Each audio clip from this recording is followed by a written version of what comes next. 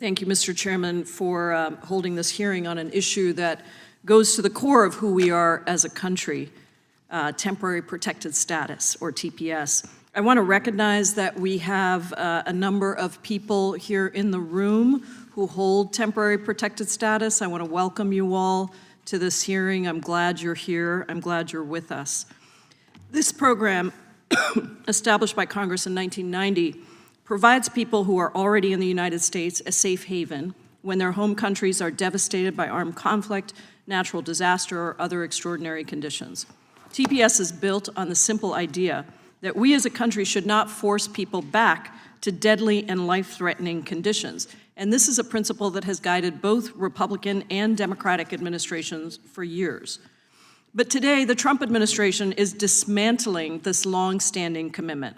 They are ending TPS for countries where conditions are still extraordinarily dangerous, countries like Haiti, Venezuela, and South Sudan, all of which the Department of State currently lifts under level 4 do not travel advisories because of the dangerous and unstable conditions there.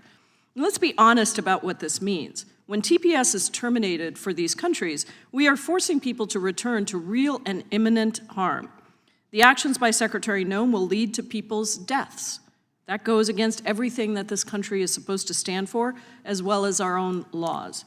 And I'm sad to see us go down this path, but I can't say that I'm surprised.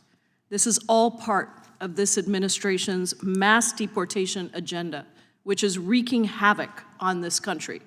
Heavily armed, masked men are terrorizing communities all across America under the guise of immigration enforcement. They are snatching people of all immigration statuses on the street and refusing to even identify themselves. And even U.S. citizens have not been spared. There are too many reports of U.S. citizens being wrongfully detained and oftentimes with violent force. Just last week, a U.S. citizen in Minnesota was tackled by a masked agent running full speed. He was put in a chokehold and dragged into the agent's vehicle. Despite repeatedly telling the agents that he was a U.S. citizen and that he had proof of citizenship on his phone, he was held for several hours and driven to a facility miles away before finally being released and told to walk back in the snow. This comes as Homeland Security Investigations has said in court filings that the Trump administration does not consider real IDs to be reliable proof of lawful status. I'm not sure how any of us, anywhere in the country, are supposed to feel safe from being kidnapped and disappeared off the streets. The Trump administration's relentless attack on TPS is only making things worse. TPS recipients aren't outsiders in our communities. They live in our neighborhoods, raise their families here, and help keep local economies running. Nearly 600,000 U.S. citizens, including more than 260,000 U.S. citizen children, live in households with TPS recipients. TPS has also allowed hundreds of thousands of people to work legally, often in industries that are already experiencing severe labor shortages. These are folks working in construction, hospitality, food processing, manufacturing, the kinds of jobs that keep our economy running and that many businesses are struggling to fill. They pay taxes, support local businesses, and contribute billions of dollars to our economy every single year.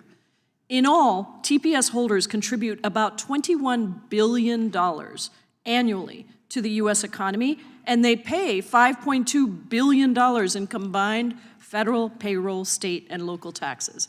And they also contribute about $690 million annually to Social Security. Many TPS holders have lived in the United States for years, often decades, living in 12 to 18-month renewal increments. As such, they are among the most frequently vetted immigrants in the country. They have followed our laws, paid their taxes, and demonstrated their commitment to this country. Instead of stripping them of legal status and sending them back to dangerous conditions, we should be providing them with a path to long-term stability. This is why when Democrats were in the majority, we passed H.R. 6, the American Dream and Promise Act, on a bipartisan basis, I might add, in the 116th and 117th Congress. That legislation would have provided a path to citizenship for individuals who currently had or were eligible for TPS. The Trump administration loves to claim that it is only going after the, quote, worst of the worst. But we know that this is a lie. Many of my colleagues on the other side of the aisle used to say that they love legal immigration, but they've been silent as this administration has done everything it can to end legal immigration, including decimating TPS and throwing a lawful status of over 1 million people into limbo. We should be using our time to work towards an immigration system that is modernized, fair, and in line with the needs of our families and our economy. Attacking legal immigration is not just morally wrong, it actually makes no sense. Thank you, and I look forward to hearing from our witnesses. I yield back.